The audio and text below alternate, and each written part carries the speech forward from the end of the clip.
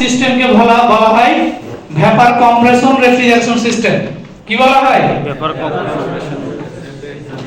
Vapour compression refrigeration system. এটা কি জানা ছিল? কোন ডিপ্লোমা ইঞ্জিনিয়ার আছেন এখানে? আপনি তো তাহলে জানেন যে এটা কি system? Vapour compression refrigeration system. আচ্ছা, কম্প্রেশন কথাটা কোথা থেকে আসছে? ওই যে কম্প্রেসরের মাধ্যমে যে কম্প্রেশন হয়, সংকুচিত প্রসারিত যে হয়, এটাকেই বলে ভেপার কম্প্রেশন রেফ্রিজারেশন সিস্টেম। আচ্ছা, রেফ্রিজারেশন সিস্টেম যে কাজ করে, ফিজিক্সের একটা সূত্র মেনে এটা কাজ করে। ফিজিক্সের একটা সূত্র মেনে এই রেফ্রিজারেশন সিস্টেমটা কাজ করে। সে যে কোনো ধরনের রেফ্রিজারেশন সিস্টেম হোক, সূত্র কয়টা? Only one. সেটা কি? সেটা হচ্ছে চাপ এবং তাপ। চাপ এবং তাপ, এই দুইটার একটা সম্পর্ক আছে। সম্পর্কটা কি কে বলতে পারেন?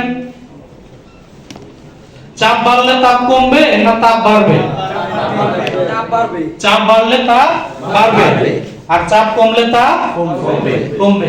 আপনারা তো সবাই জানেন। অসংখ্য ধন্যবাদ, নিজেদের জন্য একটা তালি। আসলে কিন্তু ফিজিক্সের সূত্রটাই হচ্ছে এটা, যে আমার যদি চাপ বাড়ে যে কোনো জায়গায়, তাহলে তাপমাত্রা বেড়ে যাবে, আর যদি চাপ কমে যায় তাপমাত্রা কমে যাবে। আমি এটা মনে রাখার জন্য উদাহরণটা এইভাবে দেই, যে আপনি যখন গরমের সময় কাজের চাপে থাকেন, কোন একটা কাজ করতেছেন, প্রেসারে আছেন, তখন কি হয়?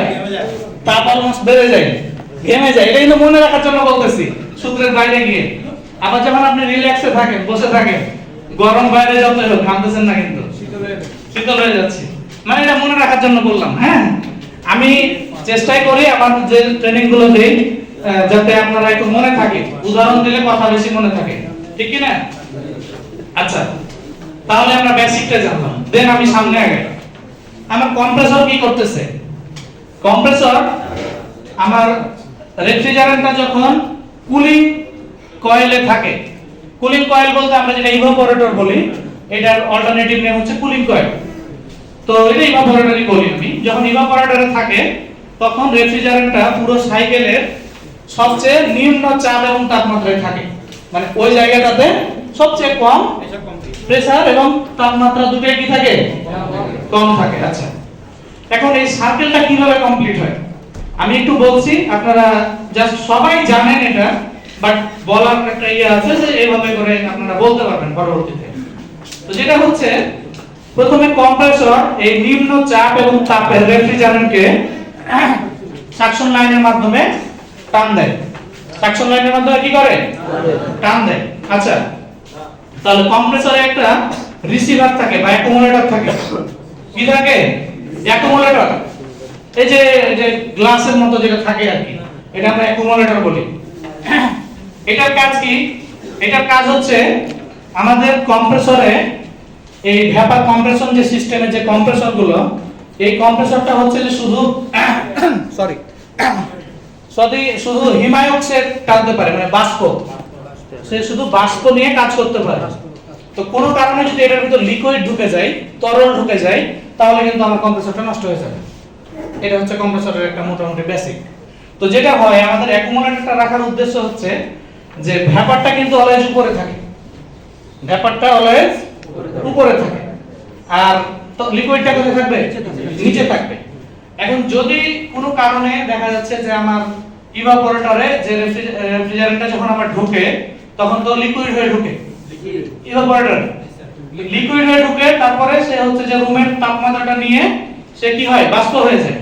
তো অনেক সময় দেখা যায় যে পুরোপুরি বাষ্প হতে পারে না, কিছু সিস্টেম এরকম থাকতেই পারে।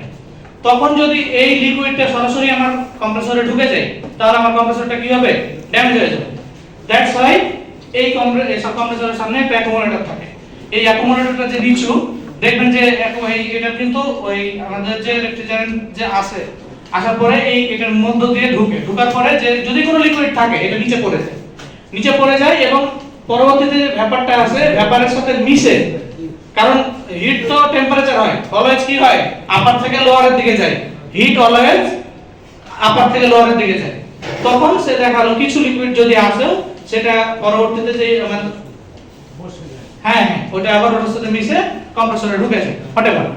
তো কম্প্রেসরে ঢোকার পরে এই নিম্ন চাপ এবং তাপের হিমায়ুকে সে প্রেসার ক্রিয়েট করে পাম্প করে এটাকে খুব উচ্চ চাপের এবং তাপে, মানে এই শুধু চাপ বৃদ্ধি করে। কম্প্রেসরের কাজ কিন্তু শুধু চাপ বৃদ্ধি করা, কিন্তু যে সূত্র আছে চাপ বৃদ্ধি করলে কি হবে, তাপ বেড়ে যাবে। কম্প্রেসর কিন্তু তাপ বাড়াতে পারে না অ্যাকচুয়ালি, কম্প্রেসরের কাজ হচ্ছে চাপটা সে বাড়ায়, কিন্তু চাপ সৃষ্টি করলে হচ্ছে ফিজিক্সের ল, আমার তাপমাত্রা কি হচ্ছে, বেড়ে যাচ্ছে। ওকে, তাহলে সেটা উচ্চ চাপে এবং উচ্চ তাপে কোথায় যাচ্ছে, কনডেন্সারে যাচ্ছে।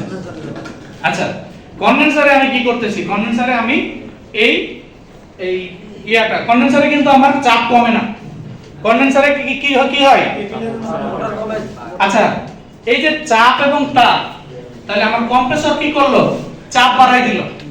বুঝেন আমার কথাটা, কিন্তু খুব সুন্দরভাবে বুঝেন সবাই মনোযোগ দিয়ে। কম্প্রেসরে কিন্তু আমার চাপ বাড়াই দিল, চাপ বাড়ার সাথে সাথে তাপটা অটোমেটিক কি হলো, বেড়ে গেল। আচ্ছা, তাহলে দুইটা জিনিস বেড়ে গেছে, তাহলে এই দুইটা জিনিসকে আমার কি করতে হবে, কমাইতে হবে, কন্ট্রোল করতে হবে। তখন কি হয়, ওই আমার যখন কন্ডেন্সারের মাধ্যমে যখন তাপটা অপসারণ করা হয়, এখানে কিন্তু শুধু তাপটাই অপসারণ হচ্ছে, চাপ অপসারণ হচ্ছে না। কিছুটা কমছে, যেহেতু তাপ কমলে চাপ কমে, কিন্তু অ্যাকচুয়ালি কমতেছে না। এই কাজটা করতেছে কে, আমার এক্সপানশন ভালভ। এই ক্যাপিলারি টিউব যেটা, এটা হচ্ছে এক ধরনের এক্সপানশন ভালভ।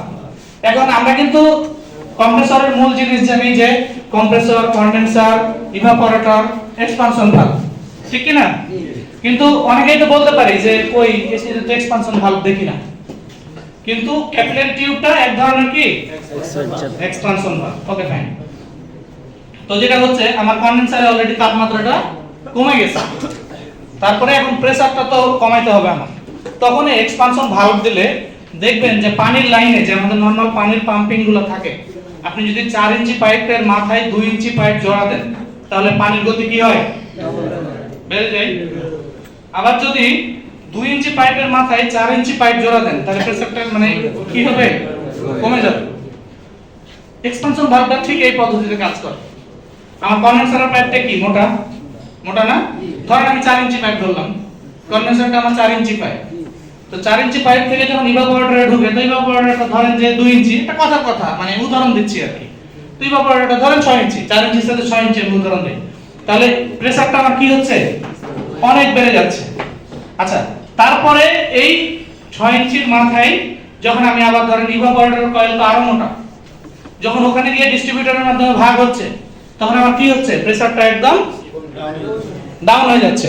আর প্রেসার ডাউন হলেই আমার ফিজিক্সের সূত্র মিলে যাচ্ছে, ঠিক আছে? তারপরে রেফ্রিজারেন্ট যেটা আমরা ব্যবহার করি, এই রেফ্রিজারেন্টের কিন্তু অনেকগুলো মানে বৈশিষ্ট্য আছে। তার মধ্যে একটা কমন বৈশিষ্ট্য হচ্ছে, আমরা যে ধরনের গ্যাসগুলো, রেফ্রিজারেন্ট কিন্তু এক ধরনের গ্যাস, কিন্তু সব রেফ্রিজারেন্টই গ্যাস, কিন্তু সব গ্যাসই রেফ্রিজারেন্ট নয়। এরকম একটা ইঞ্জিনিয়ারিং এ আমাদের প্রশ্ন ছিল কি না? সব গ্যাসই রেফ্রিজারেন্ট না, কিন্তু সব রেফ্রিজারেন্টই কি গ্যাস। এখন যেটা হচ্ছে যে এই রেফ্রিজারেন্ট মানে যদি গ্যাস যদি রেফ্রিজারেন্ট হইতে হয়, তাহলে তার মধ্যে একটা বৈশিষ্ট্য থাকতে হবে ইঞ্জিনিয়ারিং এর ভাষায়। সেই বৈশিষ্ট্যটা কি? প্রধান বৈশিষ্ট্য হচ্ছে তাকে অল্প তাপে এবং অল্প চাপে বাষ্প হতে হবে। অল্প তাপে এবং অল্প চাপে বাষ্প হতে হবে। তো এই অল্প তাপে এবং অল্প চাপে যে গ্যাসগুলো বাষ্প হতে পারে, আমরা সেগুলোকে হিমায়ক হিসেবে ব্যবহার করি। মোটামুটি ক্লিয়ার হচ্ছে তো কনসেপ্টগুলো? আচ্ছা, তাহলে যেটা হয় যে আমার যখন কুলিং কয়েলের মধ্যে, ইভাপোরেটর কয়েলের মধ্যে আমার যে রেফ্রিজারেন্টটা ঢুকে, এটা কিন্তু অ্যাকচুয়ালি রুমের মধ্যে আমার টেম্পারেচার কত থাকে, ধরেন 20-22। তো অ্যাকচুয়ালি আমরা যখন পানি গরম করতে যাই, তখন তো 104 ডিগ্রির উপরে গেলে বাষ্প হয়, কিন্তু এখানে 20-22 এ কিভাবে বাষ্প হয়? বাষ্প তো হয়, বাষ্প হয়েই তো আমাদের ড্রেনেজটা যায়, ওয়াটারটা বের হয় এবং ঠান্ডাটা কমে যায়। এখন তো আপনাদের মনে প্রশ্ন জাগতে পারে যে ভাই, নরমালি তো আমরা জানি কোনো কিছু গরম করতে গেলে, বাষ্প করতে গেলে 100 ডিগ্রির উপরে যাওয়া লাগে, তাহলে আমার 24-25 এ কিভাবে বাষ্পটা হয়? ওই যে 24-25 এ বাষ্প হয়, যেটা আমি বললাম হিমায়কের কারণে, যে ওই হিমায়কটা, ওই বৈশিষ্ট্যটা আছে, এবং যে বৈশিষ্ট্যটা থাকার কারণে ওটাকে আমরা হিমায়ক বলতে পারি। আমি যদি উদাহরণস্বরূপ বলি, আমাদের যে R290 রেফ্রিজারেন্টটা, যারা হয়তো আমাদের গত ট্রেনিং এ ছিলেন, ইউএনডিপি ট্রেনিং এ, তাদের হয়তো কনসেপ্ট আরো ক্লিয়ার আছে। আমি একটু ওভারভিউ করি কারণ সবাই তো ছিল না। আচ্ছা, এই আমরা যে বাসা বাড়িতে রান্না করি না, সিলিন্ডার 12 কেজি এলপিজি যেটা থাকে আর কি, এই সিলিন্ডারের যে গ্যাসটা আর R290 যে গ্যাসটা, এই দুটো গ্যাস কিন্তু একই। এই দুটো গ্যাস একই, বৈশিষ্ট্যগত দিক থেকে কি একই। তাহলে এখন প্রশ্ন উঠতে পারে যে স্যার 290 কি তাহলে যদি কিছু প্রবলেম হয় তাহলে কি বাসার এলপিজি লাইনের তার সাথে দিয়ে এসিতে দু পাইপ দিয়ে দেব নাকি? প্রশ্ন আছে না? আচ্ছা, এটা করা যাবে না, কারণ এটা হচ্ছে দূষিত। ওই যে বুড়িগঙ্গার মতো, বুড়িগঙ্গার পানিও কি পানি, আর এখানে যে পানি আছে আমাদের বোতলে কিনলে এটাও কি পানি। এটা তো আমি খেতে পারি, বুড়িগঙ্গাটা কি খেতে পারি? খাইলে কি অসুবিধা হবে? বুড়িগঙ্গার পানি খাইলে আপনার যে অবস্থা হবে, ওই সিলিন্ডারের গ্যাস যদি এসিতে ঢোকান সেম অবস্থা হবে, কিন্তু পানি কিন্তু দুইটাই। বুঝতে পারছি? সো এটাই হচ্ছে ইস্যু। সো এই যে রেফ্রিজারেন্ট নিয়ে আমার যে আমি এক্সপ্লেনেশনটা দিছি, এটার সাথে কি মোটামুটি সবাই একমত? বা এটা কি আমরা জানতাম? নতুন কিছু জানতে পারছি কি না জানাশোনার কথা বললাম? আচ্ছা, তাহলে থ্যাংক ইউ, অসংখ্য ধন্যবাদ।